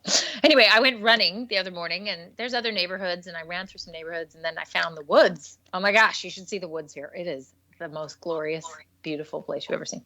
And I'm jogging through the woods, and I'm like, this is probably really stupid by myself. And I don't really know. I have a terrible sense of direction too. So I'm like, okay, what path am I on? And all of a sudden I come around a corner, and there's some dude washing his pants in the stream. Oh my gosh, dude. And he's like a homeless camping kind of thing. Yeah. And I just turn around and jog back, and I laugh, and I think it's funny. And I'm just not wired to be afraid in that situation. I just think, oh, that's funny, and I should go the other way. Move on, probably. yep. I don't know. And I know people, and we keep having this running joke that I keep naming friends of mine who would die if they were here. Would die. I know one of them. I know all of them. Yeah. I think everyone I know. And I think part of it is just sort of the storytelling that goes on, or how you, to me, I see this as this great opportunity for my kids to see people from all over the world play a little basketball with some Iranian kids. I mean, when are they going to do that? Never. And so, anyway, and it's not that I'm better than anyone or whatever. It's just I don't have a lot of stories in my head. Yeah. I'm like Emmett on the Lego movie. It is so empty in here. I can't even think of the ideas of something terrible to happen. Like, I just don't go to a place of anxiety. It just doesn't happen. Whereas I think you have that, where you go there. Your thoughts are, this guy might get up and kill me with his Swedish knife. And you probably wouldn't be running in the woods by yourself either. But maybe you would. I don't know. But it again goes back to this storytelling. So if the story keeps us from behaving in ways that are sort of open and healthful, if that's a word, they tend to keep us closed and avoiding. That's why I don't love your solution of him avoiding the movies and the awkward situations, because I think that can backfire. Yeah. No, you're probably right. Plus, there's always this you'll start to feel like you're missing something too. Yeah. That's like or you'll go so long without it that once if you stumble onto something that has that awkward situation, it'll be even more devastating because you've been avoiding it for so long. Yeah, that's true. Right. I agree. I agree with that. And think about that for a second. That it's like a muscle, like sort of what Brian just said. It is. He has to figure out this social skill. He has a ton of other ones, probably too good, which is why this is so painful for him. He just has to learn how to not hear it as much or feel it as much, and then learn how to relax and not let this win. And, I think he needs some support as he does it. But it will be quick. This is not I just want to emphasize, this is not a 10 years in therapy. This is a couple visits. Or, you find someone who does cognitive behavioral therapy would work great with this. Anyone who does some exposure kinds of work would be, they would love this case. This would be quick and fast. Yeah. Well, this is one I want to hear back on. For whatever reason, it intrigues me. Maybe because it sounds like stuff I deal with. I don't know. But it's I find it super interesting. Scott, have you ever seen those episodes of Lost Again? Yeah, I have. I've re-seen the whole series since then, and it didn't bother me at all the second time. I don't know what it was. Maybe it was because it was so new. No. I don't know, because keep in mind, this only occurred early in the first season, and then I watched the whole thing up through season 6 or 7, whatever it was when they ended, and had seen it all. And then so at that point, that's not there anymore, and so I didn't even think twice when I watched it again. It was like no big deal. So, who is it? Is it Wagner? I don't know. There was that concert where the first time everyone heard it, they started going crazy and screaming and fighting with each other. Yeah, it was Wagner, and it was the Valkyrie one. Wasn't it the Flight of the Valkyrie or the?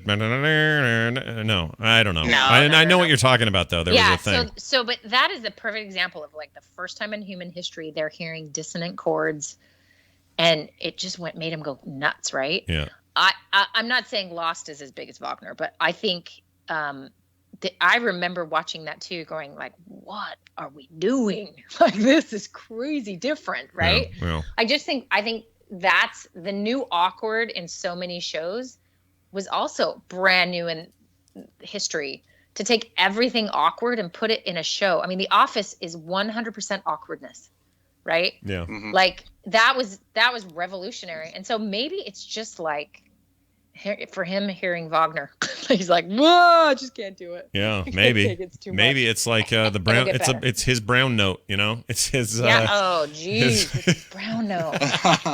Or something. I swear, whenever I'm with multiple toddlers, the brown note is played. It's playing right then. Yeah.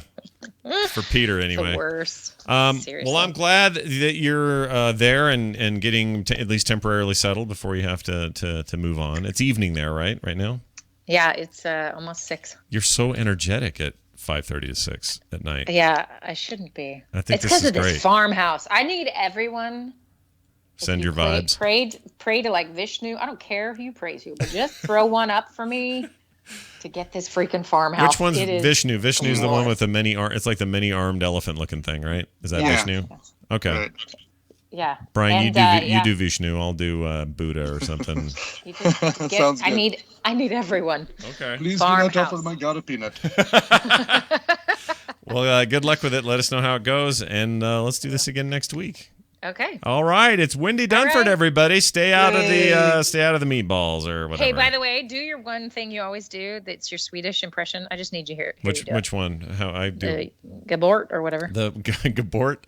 You mean like Javort? Javort 9? Oh, that's usually German though when I do that. Oh, because it sounds so much like the Swedes. Does it really? Weird. Are they very Javort? Like that kind of like yelling? I swear I heard not yelling, they're quiet, but I heard someone say Javort, I swear. And I was like, whoa, Scott is here. Go to IKEA, everybody, just to celebrate Wendy's new life. All right. Well, let's talk soon. Stay out of trouble. My best to the family. We'll see you later. All right. Bye now. All right.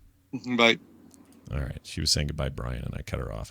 That's all right. Did not mean to do that. You know what's cracking me up about this day?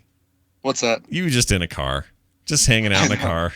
Just sitting in the car. I feel bad a little bit about where you're at. Oh, God. You're a trooper, dude. It's far better than when I sat in a car yesterday for 11 hours. Oh, yeah. You know what? Good point. I was going to say, this put you in the car for 13 hours now you've been in the car. Yes. And we're going to do it again later today. We do have some quick emails. Let's get to those real fast. They're brought to you by Same Sex Mary. They're heading to Tucson, Arizona next week to record their second full-length album, but they need your help. Recording isn't cheap, but their records and t-shirts are. Just head over to samesexmary.bandcamp.com and check out all of the epic loot they have listed for sale. That's samesexmary.bandcamp.com. That's awesome. And they have the t-shirts are going quickly, so if you want something your size, get over there soon. Hit them up soon. Recommended. Yes. Hey, Cisco and Bashir. That's a good one. I haven't heard that before. Yep. No, I'm surprised. Tom, or Anorax, wrote in, says, after hearing your construction worker man falls through the open manhole cover story, actually it wasn't a manhole, but it was I showed you, I sent a picture to Brian, so he's seen it. Yes, I saw the hole, yeah. It's just a big ditch. Right. I guess I could send that on Twitter, but anyway, it reminded me of a teenager working at Dunkin' Donuts in my hometown a few years ago. He went to take the trash out, fell through an open manhole cover, and ended up breaking his arm on the way down, and drowned to death once he got to the bottom. Sorry for being so morbid, though. Tom. Oh. Jeez, Tom. Sheesh. Yeah, you're expecting this to be a really comical story. Like, oh, it's silly Dunkin' Donuts. No, it ends. It's a grim ending. That right there. Joshua Spell wrote in, says, Scott, I'm way behind on TMS listing and just got to your story of Laquita. This is the lady with the poo bag on her face. The poor older lady that you gave a very steamy cheek warmer to. I've never written into the show when I'm listening to any podcast much later, but I just had to let you know that you very literally had me rolling in my chair, not on the floor sadly, with hysterical tear-running laughter. I laughed so hard for so long that I now have a massive headache. Totally worth it. Love the ho-ho, Joshua. Nice. Always glad to know that story continues to live on in the hearts of the people. So there you go. Congratulations. And those are your emails. If you want to send emails in, you can real easy. themorningstream@gmail.com, and we're happy to take them. Please keep them coming. I don't know if Cleo's around, but let me see. She's in the chat room, so hopefully, yeah. All right, let's do that. I assume she's come with bearing gifts. We shall find out one way or the t'other when we bring her in here. Cleo, are you there? Hello? Cleo. Cleo. Hello? She's there. Says she's there. Hear her. I'm here. Oh, you're there. Oh, Hi, how are you? Do you hear us? Good, how are you? Ooh, the lag is Hover. breathtaking. Hover over the router. Yeah, go by the router. Run by the router. You're you're lagging real bad, but we'll probably make it work. How is it now? I don't know. How is it now? It's laggy, but we're gonna try. Let's see how this goes. Let's try Cleo comes on the show on Thursdays, and she rounds up the best moments. The funny stuff chat room says, dumb stuff we say, things our guests say, whatever, man. That's what she does, and we love it. And Cleo's got a list today, I'm sure. And what is it, Cleo? Go. I almost want to just sit here and purposely lag out for you guys. Just talk very slowly. That'd be so sweet. Okay, here we go. Reasons the dog hates Daryl. All right. Diddy said the best one of the day. Diddy said he had on a red shirt. That's very, very creative. That's right, yes. Very good. We have a lot of those today of the Tadpool contributing to a like a question that I asked them. So those are going to be the big winners today. All right. In other news, purple douchey jogger man with his man accessories out for the world to see. Yeah, that guy's Thorin wants to know where your headphones ended up. Tell him nowhere near that guy. We're fine. Everything's fine. Near his doodle. Yeah. Okay. With regarding the bones that were found in the IKEA bags. Yeah. ICU wants to know if the instructions. That's a hell of a do-it-yourself project. Please check to see if all 206 pieces are included before you begin. That's pretty good. Nice. Boy, they are creative this week, man. Yeah, they are. Oh yeah. It's not all It's not all wiener we jokes have at this one point. from today. Yeah. Sorry, she's lagging. Today is the Vatican News. I'm gonna shut up. No, you're fine. You're fine. Your Okay, internet we good now? does not want to participate, but that's okay. We're willing to live with it. All right, go. I'm really glad people gave me a photo. You guys are awesome. Thanks. Okay, let's see. The Vatican newsletter, clearly printed in Comic Sans, needed a little title, and the Tadpole delivered. Jester said it's called Cardinal Sinner. Fletchia said it's called All the Poop on the Pope. Yeah. And it's called The Holy Sheet. The Holy Sheet. Nicely done. And the big winner for the entire week, I asked the Tadpool for names for Veronica's slightly questionable segment title. Okay. The V-Spot. Come Play with Veronica. Okay. Virtual Veronica. Oh, geez. Veronica's Joystick. And my personal favorite, Blowing the Cartridge. Oh, man. How about a booby? That's rough. That's some pretty rough business. I'll bet she goes for How about a booby? none of those things, but we'll have to see. Nicely done, Tadpool, and nicely done, Cleo. You always collect the best stuff. It's always fun to talk to you. I hope you have a fantastic day. You too, Brian. Be careful in the parking lot. Yeah. Will do. Don't take any wooden nickels. Is that what If they only do? I had some tacos. Yeah, if only. You can get those there. Have one of those card flickers go get you a bag. It'd be fine. There we go. I'm sure they would, yes. That completes our show for today. Although there is a TMS PM later, all things willing. Brian and I will hook up again and bring you a little more good fun. We'll see how it rolls and how it goes for you. You just keep me informed on where you're at and what's going on. I should be in the room then because my roommate won't be sleeping. Yeah, he'll be awake. That's true. He'll be awake. That's another thing. If you ever if you ever question who the nicest guy in podcasting is, it's the guy who leaves the room and goes down to a car to do his podcast so he doesn't wake his roommate. That's a really nice thing. Nice gesture. Aww. You should be asleep yourself, for hell's sakes. I should be, yes. I got an hour and a half of sleep last night. Well, that's plenty then. Yeah. Justin, I won't we don't have to tell it on the air, but Justin gave you the nicest compliment yesterday, and I agree with him.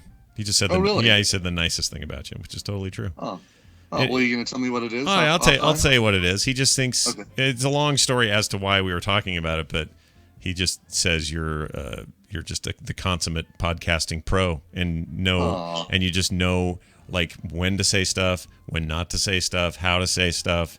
You get it. Like he was just super complimentary. And we didn't record it because it was all off air, but he couldn't stop talking about it. So look at that little soft Jerry moment where what a nice guy. I know, right? It was just like patting you on the virtual head.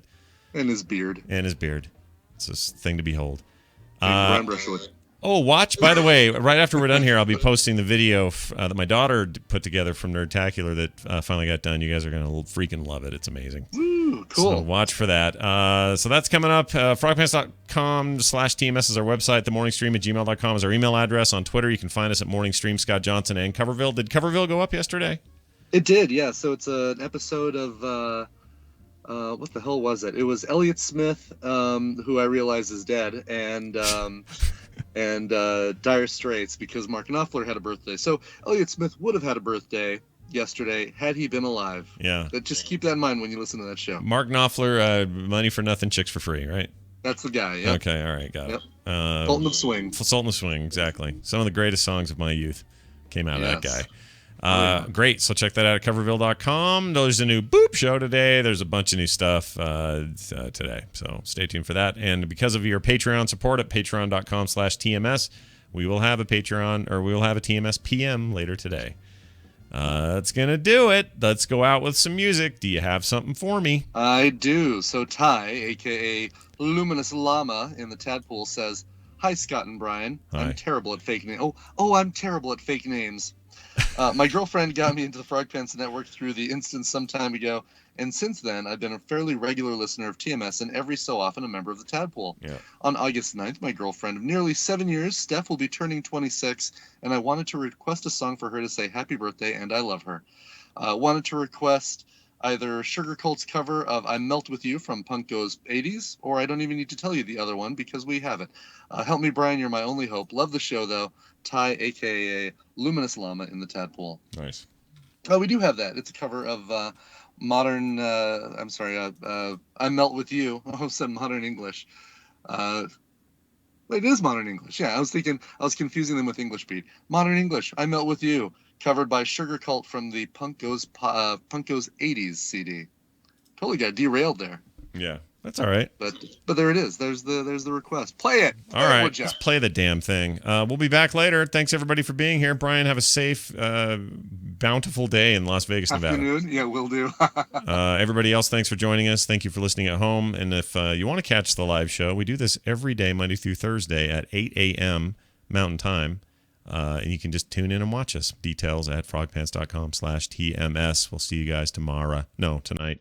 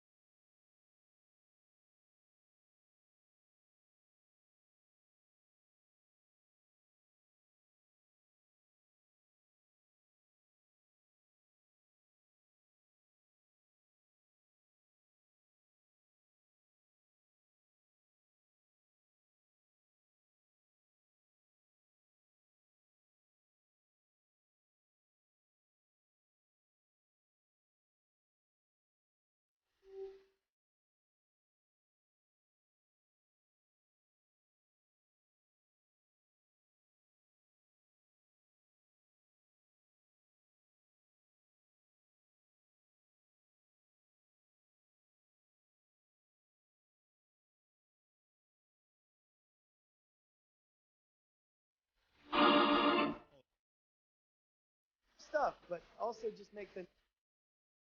You can send. I'm the.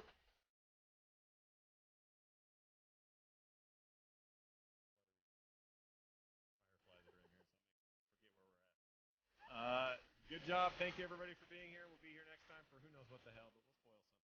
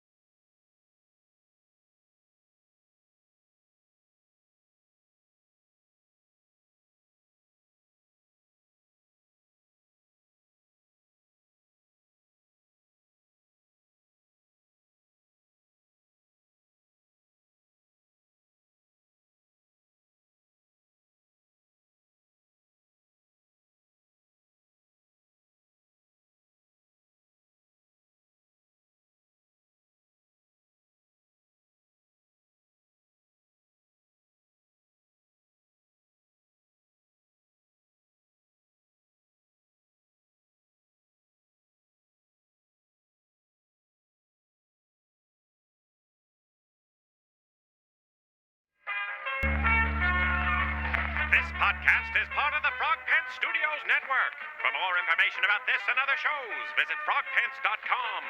Audio program so good, it's like you're there.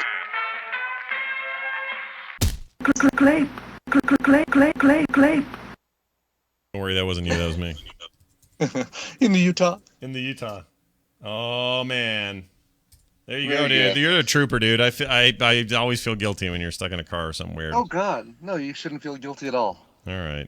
That was a blast. All right, well, I'm Yeah. glad. Now you got to decide if I'm going to go get pancakes or if I'm going to go. The pool just opened at the Luxor. I could just go up to the room, get my trunks, and just sleep on a lawn chair. Oh, that sounds nice, doesn't it? Oh, it does, except I didn't bring any sunscreen. So I guess I'm going to get pancakes and sunscreen, and then come back and sleeping on a lawn chair. That's all of that. All of that sounds great. I wish I had that option today. It's just rainy and crappy here today. I'd go to a pool if I could. I know. What are you gonna do? What are you gonna do? You can't do nothing. nothing. For being in the Utah. You can't do anything in the Utah. Well, all right. Take it easy and tell Don thanks for being a nice dude for letting you go out and let him sleep. I guess is what I don't know. Good. Strange thing to think him for. Yeah. Yeah. But if you need me at all, let me know, and also just keep me abreast of anything on timing and all that, and we'll figure it out. Will do. Yep. Perfect. All Easy right, enough. brother. See you later. I'll talk to you soon, man. Bye bye. Okay.